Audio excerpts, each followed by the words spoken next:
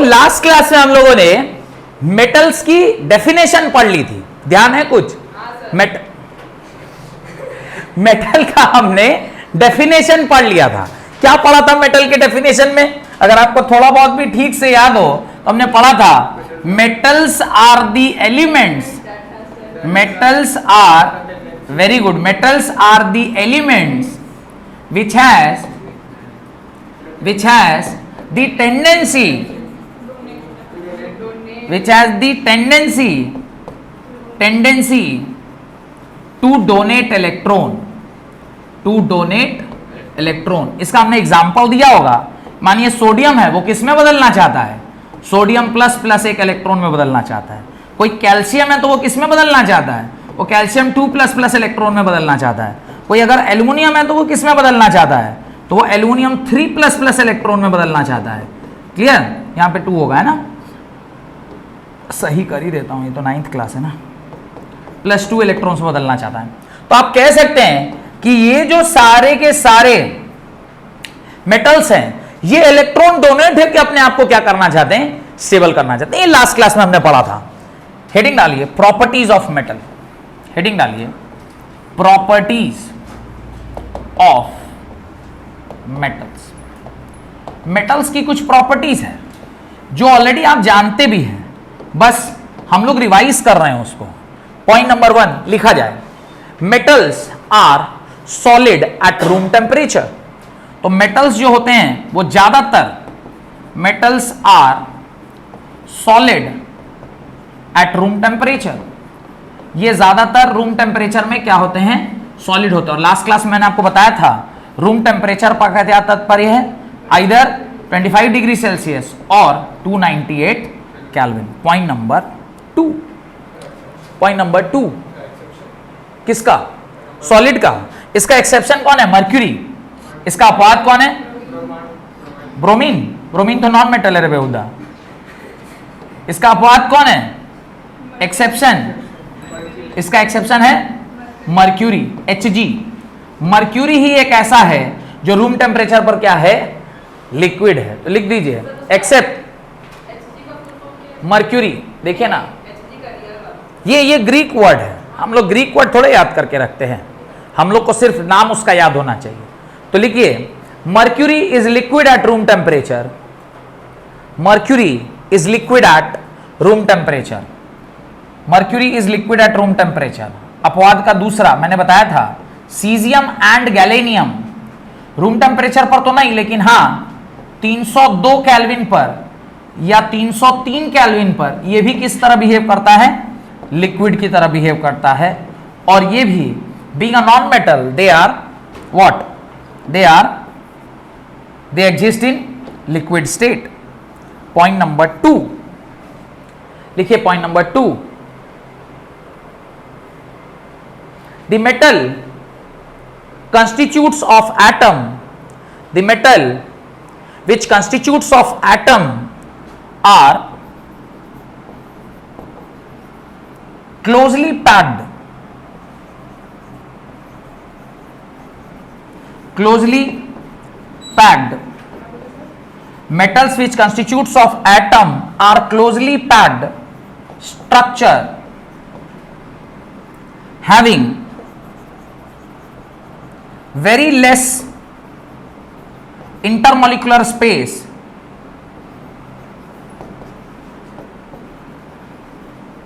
having very less intermolecular space, having very less intermolecular space। और इससे जो lattice बनता है, माने इससे जो स्ट्रक्चर बनता है क्लोज पैकिंग ऑफ एटम्स से, इससे जो स्ट्रक्चर बनता है क्लोज पैकिंग ऑफ एटम से, उसको हम लोग क्रिस्टल लैटिस बोलते हैं। क्या लैटिस बोलते हैं? This is called as crystal lattice, this is called as crystal lattice. अब 3 डायमेंशनल क्रिस्टल लैटिस का डेफिनेशन लिखिए। अब 3, ये पॉइंट लिख लिए, उसके नीचे लिखिए 3 dimensional arrangement of atom in the space. और 3 dimensional arrangement of atom in the space, of atom in the space is known as a crystal lattice, is known as a crystal lattice. A three-dimensional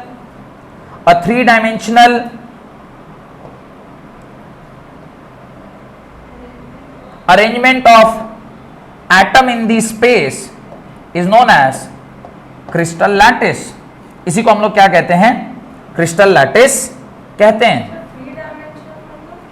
three dimensional मतलब जिसके पास length भी हो, breadth भी हो और height भी हो, जिसके पास लेंथ भी हो, ब्रेड्थ भी हो और हाइट भी हो।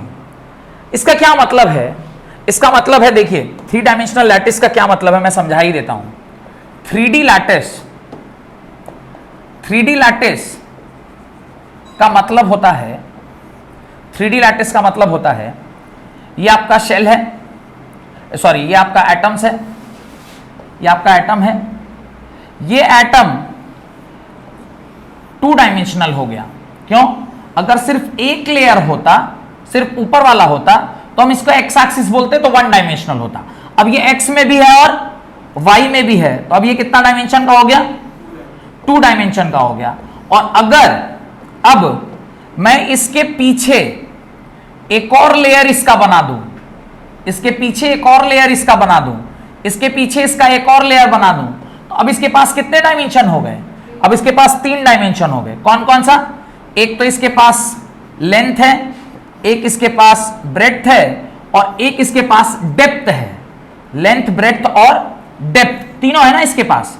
तो ये इसका लेंथ हो गया, ये इसका ब्रेड्थ हो गया और ये इसका हाइट हो गया। जब भी किसी के पास all 3 dimension, that is length भी हो, ब्रेड्थ भी हो और हाइट भी हो, तो उसको हम लोग क्या कहते हैं? 3 डायमेंशनल लैटिस कहते हैं। That is called as 3 dimensional lattice. और 3 डायमेंशनल लैटिस में ईच मेटल, एक मिनट, ईच मेटल हैज, ये लिख लीजिएगा, each metal has different lattice structure. हर मेटल का अलग अलग लैटिस स्ट्रक्चर होता है और पूरी दुनिया में 14 ब्राविस लैटिस स्ट्रक्चर है। अगर कोई भी मेटल है तो वो इसी 14 ब्राविस लैटिस स्ट्रक्चर में एग्जिस्ट करता है। There are total 14 Bravais lattice structure. Bravais नामक एक साइंटिस्ट था जिन्होंने इस तरह का एक अरेंजमेंट हम लोगों को दिया। जिस बोलिए क्या अभी बताया ना, 3 dimensional arrangement of atom is called as lattice. अभी नहीं लिखवाए ना? नहीं लिखवाए। अरे तो क्रिस्टल मतलब क्या? जब सॉलिड है तो क्रिस्टल है, उसका जो स्ट्रक्चर है उसको लैटिस बोले तो क्रिस्टल लैटिस हो गया। नहीं हुआ। नेक्स्ट पॉइंट, अगला point, metal have shining surface. Metal has shining surface, point number 3 है ना। मेटल्स हैव शाइनिंग सरफेस, और इस शाइनिंग सरफेस को हम लोग क्या कहते हैं पता है ना? Lustre. This shining surface, this property is called as, this property of metal is called as lustre. Lustre, LUSTURE, lustre. Lustrous मतलब जिसमें चमक हो, उसको लस्टर बोलते हैं। This property is known as lustre. Iron चमकता नहीं है?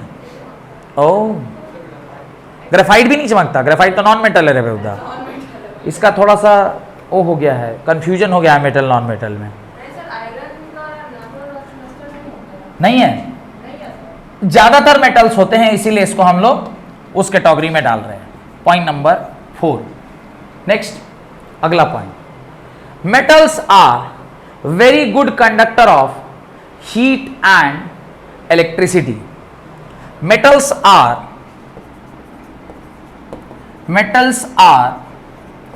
very good conductor of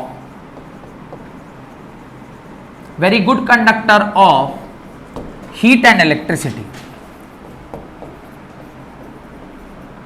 इस पॉइंट को थोड़ा सा एलेबरेट कर रहा हूं ताकि आपको थोड़ा सा क्लैरिटी आए। हीट का कंडक्टिविटी क्या है और इलेक्ट्रिसिटी का कंडक्टिविटी क्या है। जब एटम्स क्लोज होते हैं और आप जब किसी एक एटम को क्या करते हैं, हीट प्रोवाइड करते हैं, तो ये due to vibration energy transmit करता है from one atom to another, from one atom to another, और इस क्रम में जो हीट है वो ट्रांसमिट हो जाती है और दूसरे तरफ आपको हीट मिल जाता है। ये लॉजिक है किसका, हीट का, कि एक एंड से दूसरे एंड पे हीट कैसे मिलेगी। पर इलेक्ट्रिसिटी का जो ट्रांसमिशन है, इसका लॉजिक इसके लैटिस में तो है ही, साथ साथ इसके फ्री इलेक्ट्रॉन्स को उसका क्रेडिट जाता है। किसका, फ्री इलेक्ट्रॉन्स को। अब एक नया शब्द इंट्रोड्यूस किया, क्या, free electrons. The electrons, free electrons, the electrons which are present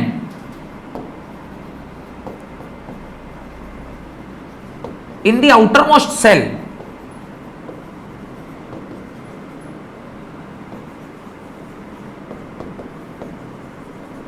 are which electron, free electrons, are free electrons।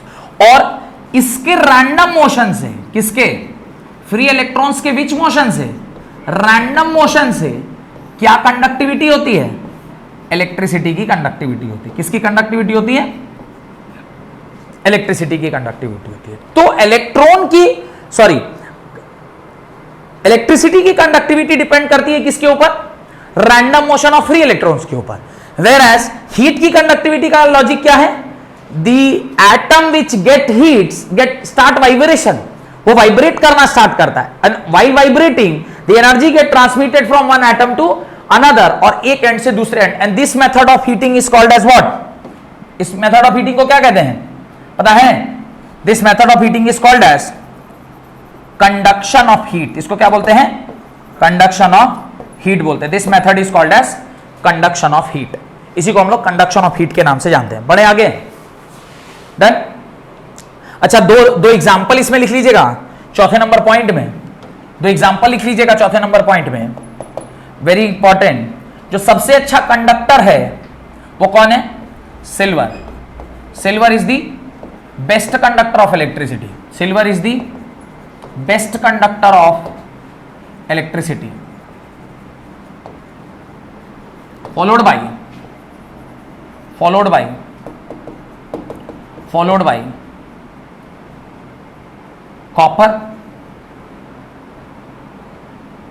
copper, aluminum, gold, etc. Followed by copper, aluminum, gold, etc. Done. कौन सी number property चलेगी अब, fifth property, correct. कौन सी number property होगी, fifth property, right. Metals are generally hard in nature, metals are generally hard in nature, hard in nature। इसके कुछ अपवाद हैं, एक्सेप्शन है, सॉफ्ट मेटल्स। कौन से, सॉफ्ट मेटल्स। सॉफ्ट मेटल जिसको बोलते हैं, जैसे पोटेशियम है, सोडियम है, कुछ हद तक कैल्शियम है, ये कुछ सॉफ्ट मेटल है। और सॉफ्ट मेटल की प्रॉपर्टी होती है कि उसको आप नाइफ से क्या कर सकते हैं, काट सकते हैं। Can be cut into pieces with the help of knife. इसको आप नाइफ की मदद से क्या कर सकते हैं, काट सकते हैं। हाँ, ज्यादा होगा, बहुत ज्यादा होगा, उसकी स्ट्रक्चर पर डिपेंड करता है। सिल्वर का स्ट्रक्चर ऐसा है कि उसका फ्री इलेक्ट्रॉन बहुत ज्यादा है, और जो बाकी है उसका फ्री इलेक्ट्रॉन्स की संख्या कम है। नहीं, अभी आपके लिए आउटर मोस्ट शेल में जो इलेक्ट्रॉन है उसको फ्री इलेक्ट्रॉन बोल रहे हैं। जब आप बड़े होंगे, क्लास 12th में जाएंगे, या शायद 10th में अगर मेरे से पढ़ेंगे तो मैं 10th में भी पढ़ा देता हूं कि फ्री इलेक्ट्रॉन्स का एक डेफिनेशन है। Free electrons are those electrons which are present in conduction band. तो उसके लिए एक अलग से थ्योरी पढ़नी पड़ती है जिसको हम कहते हैं बैंड थ्योरी ऑफ इलेक्ट्रिसिटी। तो वो एक अलग कॉन्सेप्ट है पूरा, पर अभी फिलहाल आपके लेवल पर इतना ही समझिए कि जो आउटर मोस्ट सेल में इलेक्ट्रॉन है उसको ही हम लोग क्या मान रहे हैं, फ्री इलेक्ट्रॉन मान। अभी आपके लिए बड़े होंगे तो फिर वो बैंड थ्योरी पढ़ेंगे, बैंड थ्योरी के हिसाब से वैलेंस बैंड क्या होता है, कंडक्शन बैंड क्या होता है, एनर्जी गैप क्या होती है, जो इलेक्ट्रॉन वैलेंस बैंड से कंडक्शन बैंड में जाते हैं उसको फ्री इलेक्ट्रॉन कहते हैं। पूरा एक अलग से थ्योरी है, बड़ा सा एक मतलब करीब 15-20 मिनट का वो पूरा एक कंटेंट है जो पढ़ने के बाद हमको समझ में आता है कि किसको हम लोग फ्री इलेक्ट्रॉन कहते हैं। अभी फिलहाल के लिए जो आउटर मोस्ट सेल में उसको आप क्या मानते हैं, valence electron are called as free electron. अभी आपके लिए वही सही है। अभी metals are generally sonorous in nature.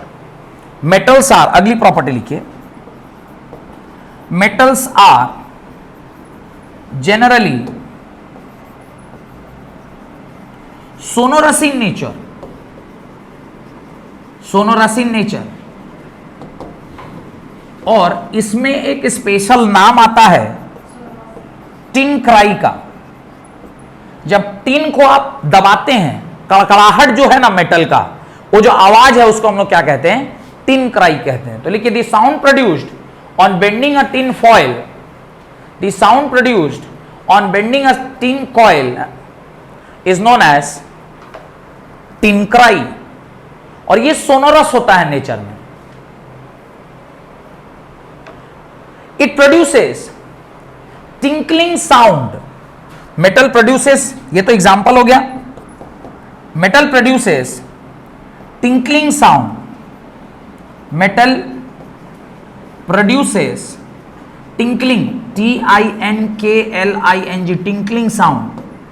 और ये जो टिंकलिंग साउंड है, ये जो बेल, टंग, घंटी उंटी जो बजता है तो उसका जो साउंड होता है, जो रिसाउंडिंग होता है ना, थोड़ा सा वो थोड़ा रिसाउंड करता है, मतलब थोड़ा सा देर तक आपके कानों में गूंजता है। तो रिसाउंडिंग मतलब गूंजना होता है। तो कोई अगर आवाज आपके कान में गूंज रही है तो उसको रिसाउंडिंग बोलते हैं। तो वो रिसाउंडिंग होता है, उसको टिंकलिंग साउंड बोलते हैं।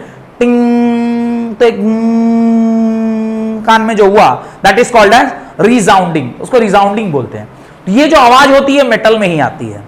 डन, छठा प्रॉपर्टी कंप्लीट हुआ। Now should move on to next property, that is property number 7।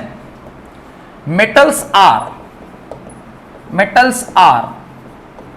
malleable, metals are malleable in nature, metals are MALLEA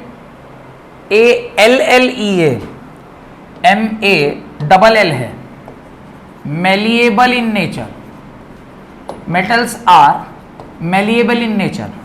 What is malleability? The property of metal, the property of metal to be beaten into sheet, to be beaten into sheet, आप इसको मार मार के sheet में convert कर सकते हैं, is called malleability, malleability, this is called as malleability।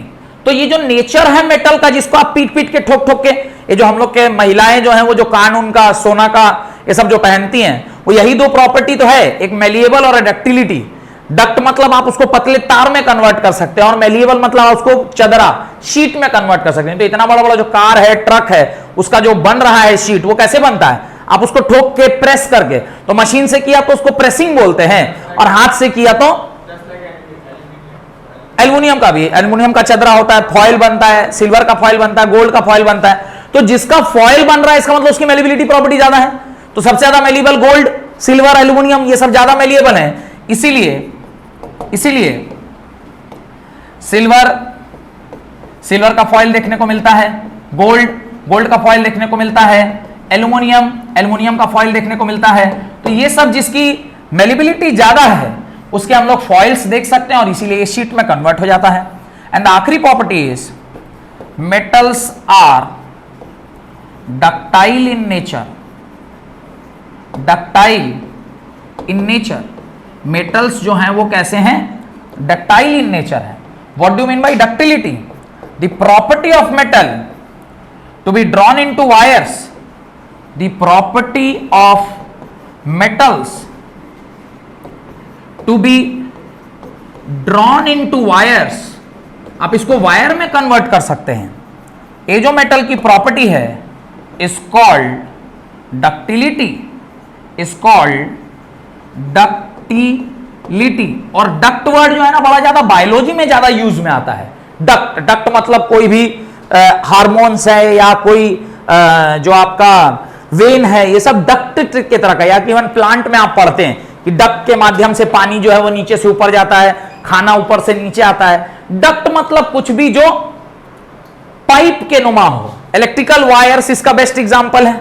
Copper के जो वायर्स हैं वो वायर तब बन पा रहा है जब आप उसको ड्रॉन इनटू वायर्स कर रहे हैं। तो कॉपर का जो वायर है वो can be the example of ductility. Copper wires used as electrical wire, electrical wire, electrical wire, या एल्युमिनियम भी हो सकता है, या एल्युमिनियम भी हो सकता है। इसके जगह पर आप सेकेंड एल्युमिनियम भी यूज कर सकते हैं। ये एल्युमिनियम भी होगा, एल्युमिनियम का भी वायर बनाते हैं हम लोग। तो एल्युमिनियम वायर्स, ये सब क्या है? डक्टाइल प्रॉपर्टी है। ये सब क्या है? डक्टाइल प्रॉपर्टी है। This is ductile property. Done. बढ़े आगे। नेक्स्ट, यहां पर जाके आपके मेटल्स की प्रॉपर्टी क्या हो गई? समाप्त हो गई। टेंसाइल स्ट्रेंथ, उसको भी कंक्लूड कर लेते हैं। चलिए उसको भी लिख लेते हैं। What is tensile strength? Property number 9, metals generally have, all metals नहीं, metals generally have greater tensile strength, greater tensile strength. तो जिसने ये बताया है वही बताएगा कि टेंसाइल स्ट्रेंथ क्या होता है। टेंसाइल स्ट्रेंथ किसे कहते हैं?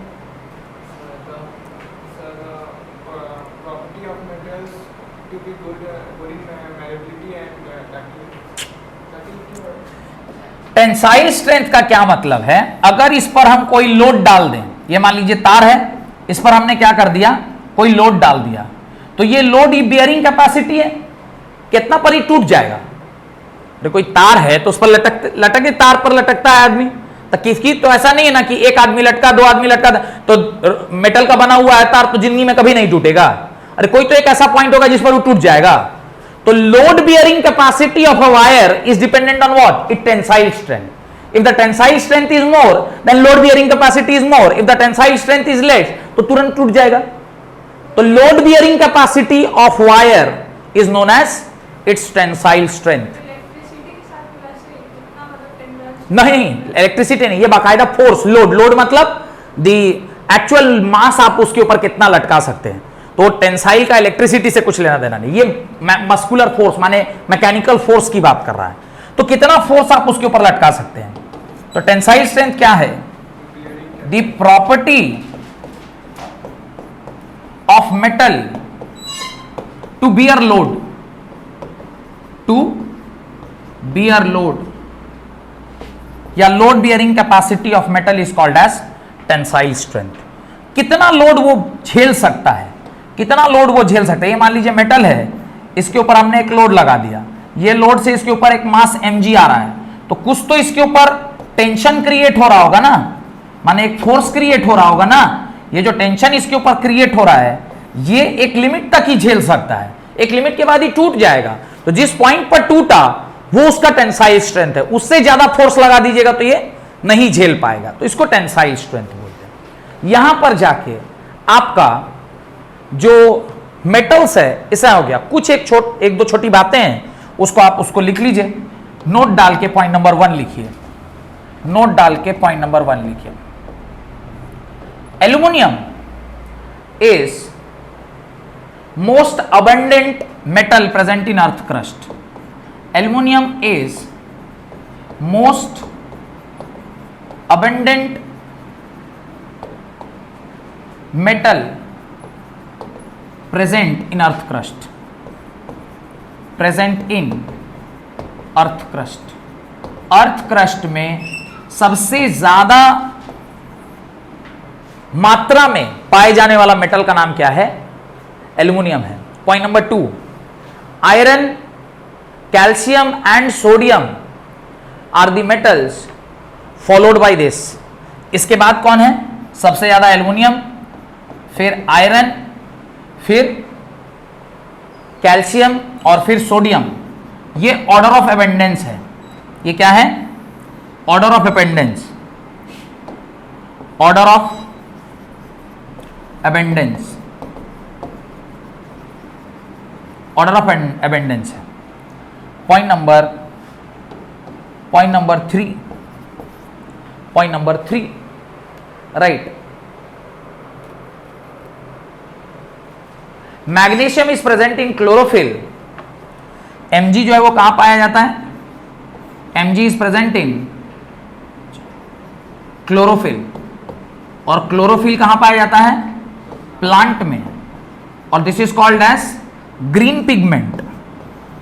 ग्रीन पिगमेंट, ये ग्रीन पिगमेंट है।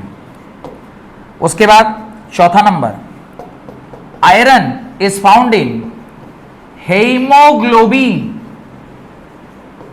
विच is present in what? Animals. हम लोग भी तो एनिमल्स ही है ना। Animals in what? In blood. और हेमोग्लोबिन का काम क्या होता है? जॉब ऑफ हेमोग्लोबिन, होमोग्लोबिन में क्या है? एक ऐसी चीज प्रेजेंट होती है जिसको हम लोग आयरन कहते हैं।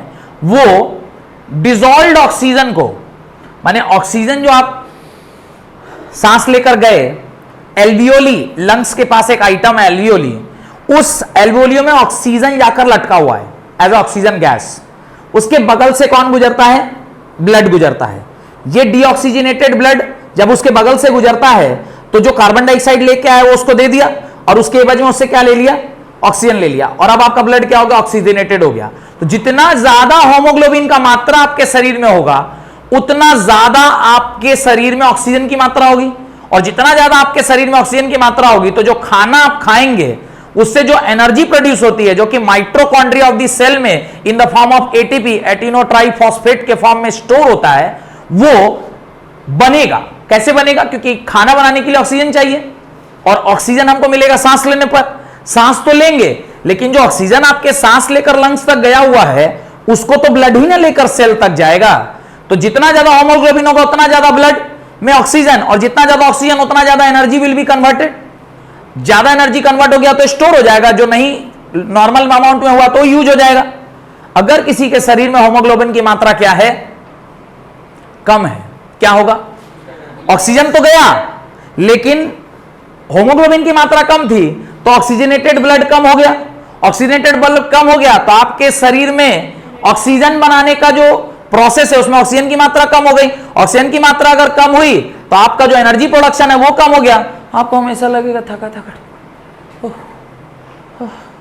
आप हमेशा ऐसे थके थके टाइप के लगेंगे।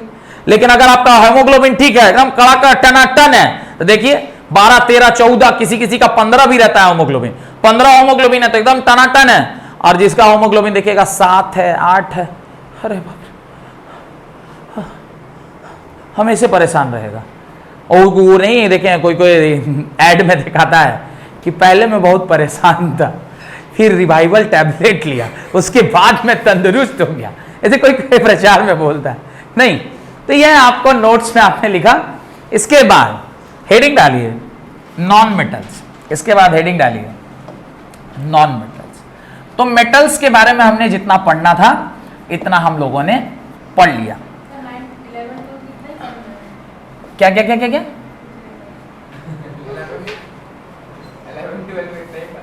10th क्लास में पढ़ेंगे ना, अगले साल तो ये चैप्टर ही है मेटल नॉन मेटल। अरे वहां तो जीवन पढ़ना है, ये तो अभी खाली आप उसकी प्रॉपर्टी पढ़ रहे हैं। नॉन मेटल्स अभी बहुत कुछ है इसके अंदर। नॉन मेटल्स ये हमने डेफिनेशन लिखवाया था, are the elements which has tendency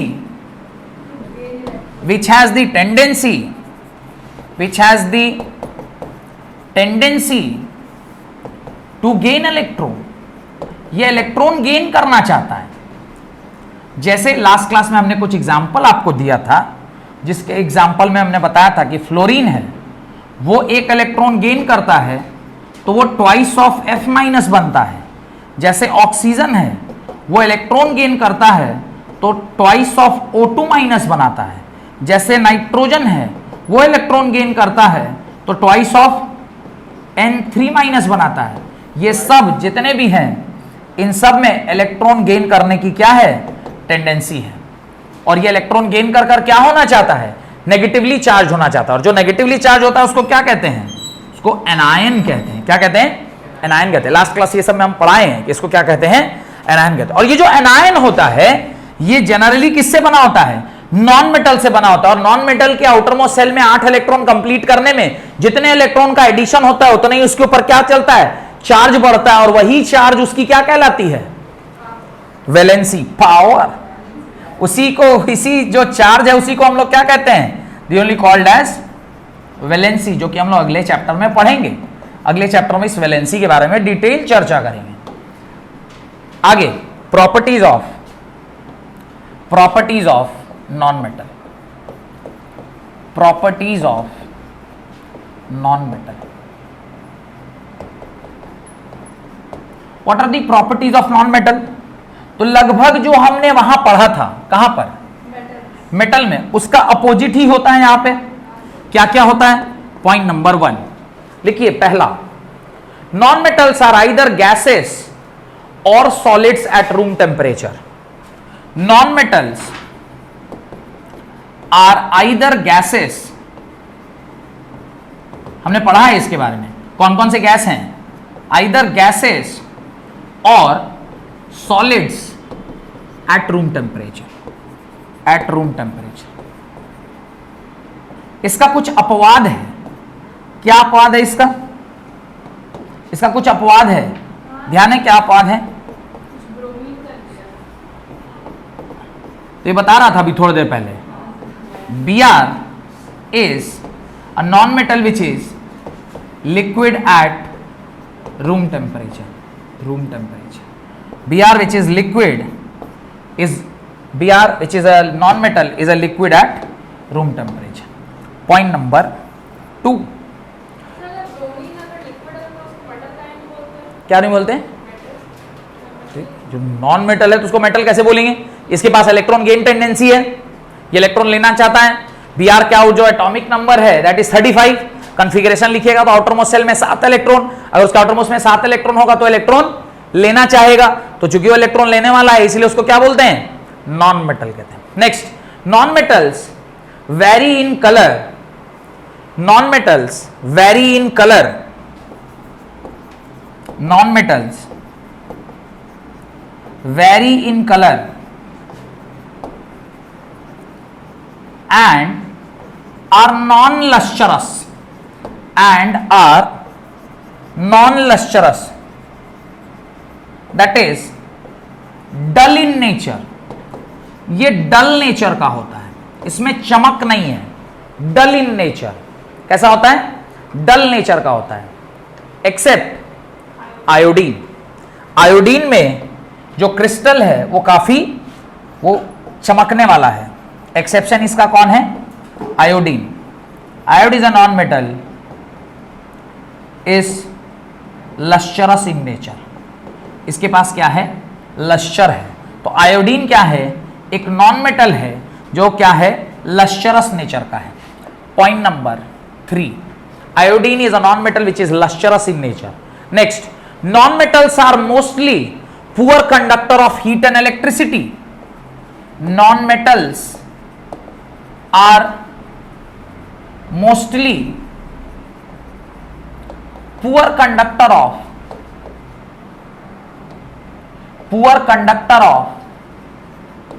heat and electricity। तो मैंने जब मेटल पढ़ा रहा था तो हीट एंड इलेक्ट्रिसिटी के कंडक्टिविटी का कारण आपको बताया था। क्या कारण बताया था, heat due to vibration and conductivity due to electrical and free electron. इसका एक अपवाद है, इसका एक अपवाद है graphite. Graphite being a non metal conducts electricity. इसका मतलब कहीं ना कहीं कहीं ना कहीं ग्रेफाइट में क्या प्रेजेंट होगा, फ्री इलेक्ट्रॉन्स प्रेजेंट होगा, बाकी किसी में नहीं होगा लेकिन इसमें होगा। आप बस इतना ही लिख लीजिए, there the presence of free electron in graphite is due to its structure. Structure class, structure मतलब उसका कैसा शेप है, कैसा साइज है, उसके ऊपर। हाँ, ग्रेफाइट तो कार्बन ही है, इट इज एन एलोट्रोप, लिख लीजिए, graphite is an allotrope, allotrope of carbon. Graphite एक एलोट्रोप है कार्बन का, पढ़ेंगे अगले साल पढ़ना, पूरा एक चैप्टर का नाम है कार्बन इट्स कंपाउंड, तो वहां पर खाली कार्बन के बारे में पढ़ेंगे, वहां ड्राइमंड के बारे में पढ़ेंगे, ग्रेफाइट के बारे में पढ़ेंगे, बकमिंस्टर फुलरेंस के बारे में पढ़ेंगे, एलोट्रोप्स के बारे में पढ़ेंगे, आइसोटोप्स के बारे में पढ़ेंगे, बहुत कुछ पढ़ना है। अभी दुनिया बहुत बड़ी है केमिस्ट्री की, पढ़ेंगे इन सब के बारे में। बस आपसे अगर कोई पूछ ले कि भाई ग्रेफाइट क्यों कंडक्ट करता है इलेक्ट्रिसिटी, तो उसका आंसर होगा ड्यू टू इट्स स्ट्रक्चर। इसका स्ट्रक्चर ऐसा है कि ये फ्री इलेक्ट्रॉन वहां पर प्रेजेंट होता है, ड्यू टू इट्स स्ट्रक्चर। अगले साल जब 10th में हम लोग पढ़ रहे होंगे कार्बन इट्स कंपाउंड, तो वहां पे फिर ये स्ट्रक्चर मैं आपको बनाकर दिखाऊंगा। Next, most of the non metals are soft, most of the non metals are soft, most of the non-metals are soft and has low density,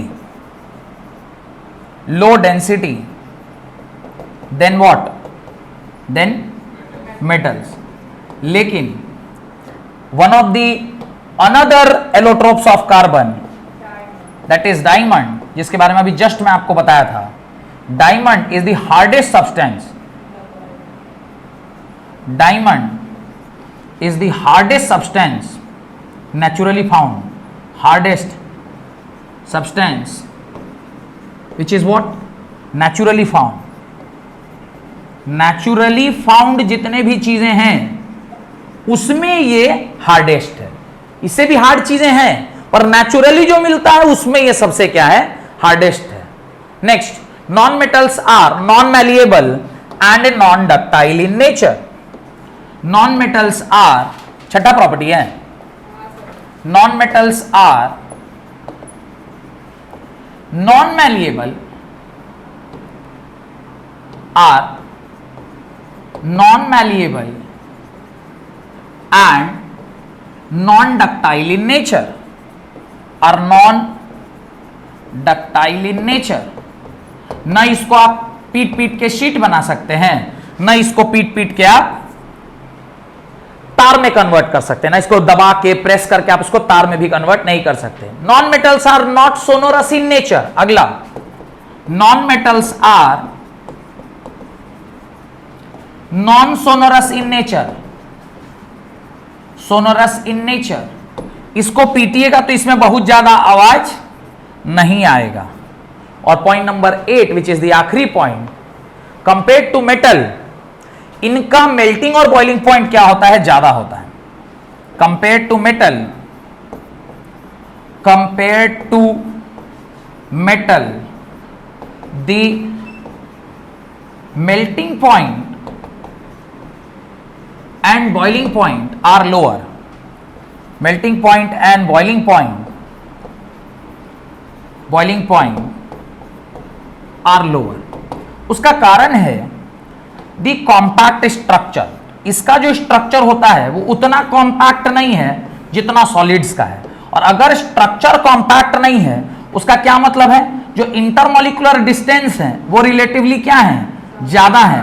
और इंटरमॉलिक्यूलर डिस्टेंस अगर ज्यादा होगा बिटवीन दी टू एटम्स तो इसको तोड़ना क्या होगा, relatively आसान होगा। और अगर इंटरमॉलिक्यूलर डिस्टेंस ज्यादा है माने इंटरमॉलिक्यूलर फोर्स कम है, और इंटरमॉलिक्यूलर फोर्स कम है इसका मतलब एनर्जी कम लगेगी। एनर्जी कम लगेगी मतलब मेल्टिंग पॉइंट और बॉइलिंग पॉइंट क्या होगा, कम होगा। एक्सेप्शन क्या है, हाँ ऑब्वियसली जो बहुत हार्ड है, जिसका कॉम्पैक्ट स्ट्रक्चर, डायमंड हार्ड क्यों है, उसका भी लॉजिक है कि उसके स्ट्रक्चर इतना कॉम्पैक्ट है कि उसको तोड़ा नहीं जा सकता है। हाँ होता है पर वो बहुत ना, लगभग 3,500-4 हजार डिग्री सेल्सियस पर होता है। आयरन भी मेल्ट होता है 1400 डिग्री सेल्सियस पर।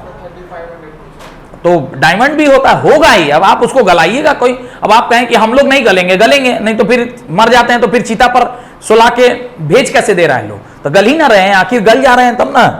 डन। इससे आपका नॉन मेटल भी क्या हो गया, समाप्त हो गया, यानी प्रॉपर्टीज ऑफ नॉन मेटल भी क्या हो गई, समाप्त हो गई। हेडिंग डालिए मेटलॉइड्स, हेडिंग डालिए मेटलॉइड। शायद मेटलॉइड मैंने लास्ट क्लास में आपको बताया था कि मेटलॉइड किसको बोलते हैं, मेटलॉइड, हाँ, the element which shows the property of both, लिखिए द एलिमेंट्स विच, हाँ कह सकते हैं, शोज द प्रॉपर्टी और बिहेवियर एक ही बात है, विच शोज द प्रॉपर्टी और बिहेवियर एक ही बात है, द प्रॉपर्टी ऑफ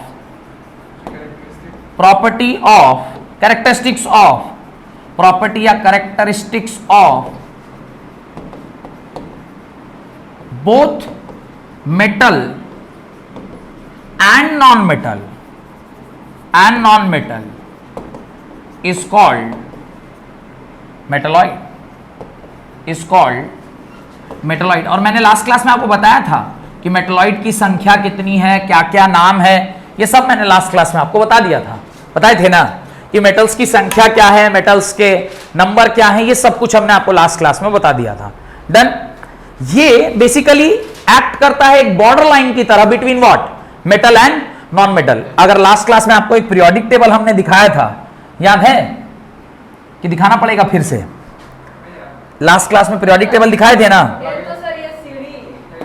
हाँ इधर भी दिखा देते हैं, फाइल, डेस्कटॉप, हम लोग देखे थे ना पीरियोडिक टेबल। ये जो पीरियोडिक टेबल हम लोग देखे थे, इसके अंदर ये जो पीरियोडिक टेबल हमने देखा था,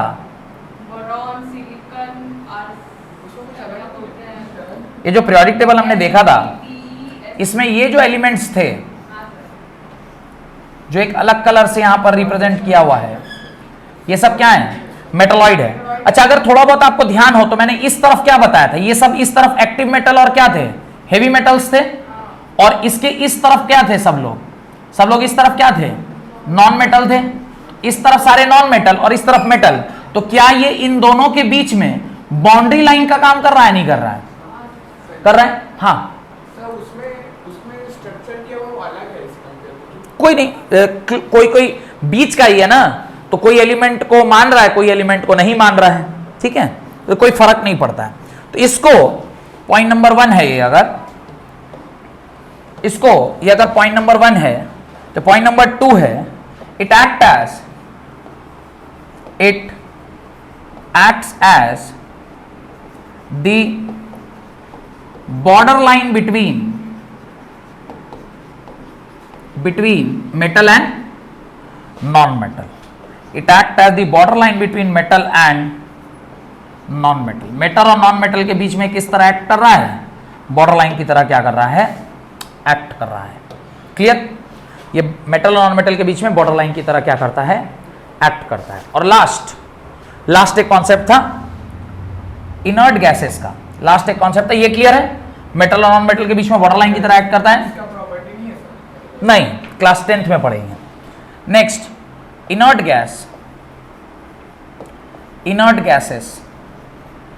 गैसेस किसे कहते हैं, ऐसा कोई भी गैस जो कि नॉन रिएक्टिव हो। The elements which has 8 electrons in the outermost shell of an atom and is non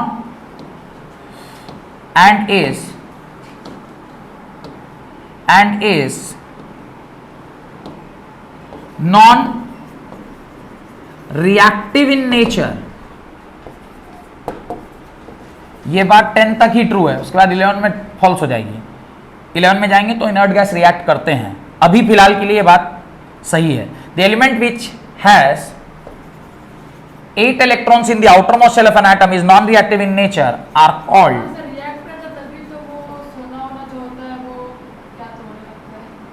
वो तो मेटल है, ये इनर्ट गैसेज हैं। सोना का ऑक्साइड फॉर्मेशन तो मेटल ऑक्साइड है, कॉपर भी मेटल है, मेटल ऑक्साइड। हाँ करता है, कॉपर ऑक्साइड बनाता है, कॉपर ऑक्साइड, सिल्वर ऑक्साइड बनाता है, तो वो तो मेटल है, ये इनर्ट गैस है। अरे हीना, नीना और करीना के एक्सरे रंगीन, हीलियम, नियन, ऑर्गन, क्रिप्टन, जेनॉन, रेडॉन, इसमें कॉपर है, आयरन और ये कहा कि क्या करने हैं। इस कॉल्ड इनर्ट गैस, इसको हम लोग क्या कहते हैं, इनर्ट गैस, या इसी को हम लोग आइडियल गैस भी कहते हैं। This is also called as ideal gas. इसी को हम लोग क्या कहते हैं, आइडियल गैस कहते हैं। इसका जो एग्जाम्पल है उसमें आप लिख सकते हैं helium, neon, argon, krypton, xenon, radon. इसको याद करने का जो टेक्निक है, मैं बार बार बोल रहा हूं, हीना नाम की कोई लड़की है, नीना नाम की लड़की है और करीना नाम की लड़की है। हीना, नीना और करीना के वर्ड सिर्फ स्टेटमेंट पूरा करने के लिए यूज किया गया है। हीना, नीना और करीना के एक्सरे रंगीन, तो ऑब्वियसली लड़कियों के एक्सरे जनरली रंगीन होते हैं नहीं। अगर करीना कपूर का एक्सरे निकलेगा तो रंगीन ही होगा। हम लोग का ना जनरल आदमी का ब्लैक एंड व्हाइट निकलता है, पर अगर करीना कपूर का निकलेगा तो रंगीन ही आएगा। तो हीना, नीना और करीना के एक्सरे रंगीन, इस लाइन से आप इसको याद कर सकते हैं। हीना मतलब हीलियम, नीना मतलब नियॉन, और मतलब आर्गन, करीना मतलब क्रिप्टन, के स्टेटमेंट पूरा करने के लिए एक्सरे मतलब जेनॉन और रंगीन मतलब रेडॉन। तो ये एक निमोनिक्स है जिसको याद करके आप एलिमेंट का नाम क्या कर सकते हैं, याद कर सकते हैं।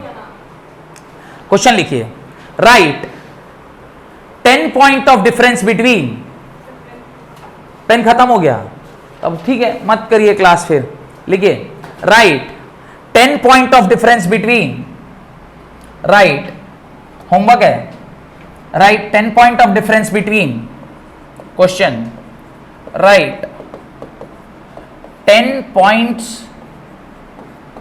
Of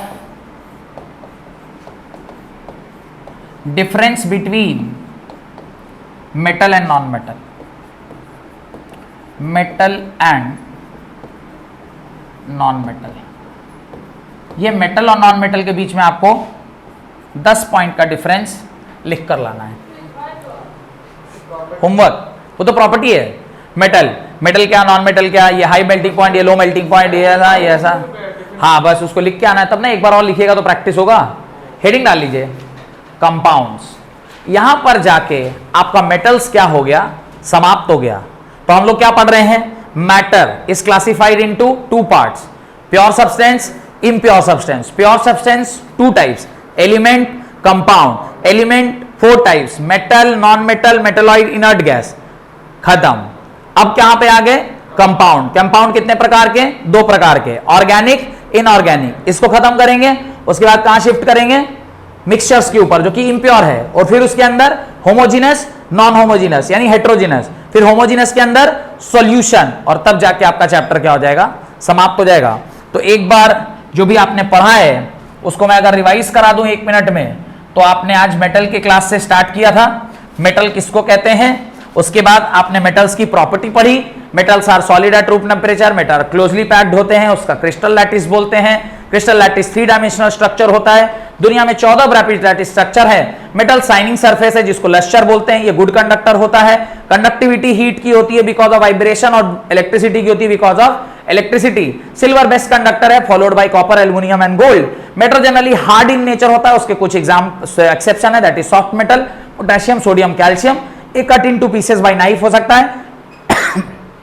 metals are generally sonorous in nature, आप उसको मारिएगा तो टन टन करके आवाज आएगा। Metals are malleable in nature, और जो मैलिएबल होते हैं उसकी जो प्रॉपर्टी होती है उसको क्या कहते हैं, मैलिएबिलिटी कहते हैं, और जो डक्टाइल होता है उसकी जो प्रॉपर्टी होती है उसको क्या कहते हैं, डक्टिलिटी कहते हैं। कॉपर वायर ये सब अच्छा डक्टाइल मटेरियल है। Metals have greater tensile strength, the load bearing capacity of a metal is called as tensile strength. उसके बाद हमने देखा कुछ स्पेशल पॉइंट, एल्यूमिनियम सबसे ज्यादा अबेंडेंट है, एल्यूमिनियम, आयरन, ये सब ऑब्जेक्टिव में पूछ सकता है। Mg जो है वो क्लोरोफिल में प्रेजेंट होता है, आयरन जो है वो होमोग्लोबिन में, जिसके बारे में डिटेल में चर्चा की है हम लोग। नॉन मेटल की परिभाषा, जो इलेक्ट्रॉन देना चाहता है उसको क्या कहते हैं, गेन करना चाहता है उसको नॉन मेटल कहते हैं। नॉन मेटल जो है वो गैस और लिक्विड में होता है, उसका कुछ अपवाद है, उसका कलर जो है वो वेरी करता है, लेकिन ये जनरली डल इन नेचर होता है। उसका बाद मैंने आपको बताया कि नॉन मेटल पुअर कंडक्टर है, ग्रेफाइट उसका स्ट्रक्चर के वजह से अपवाद है।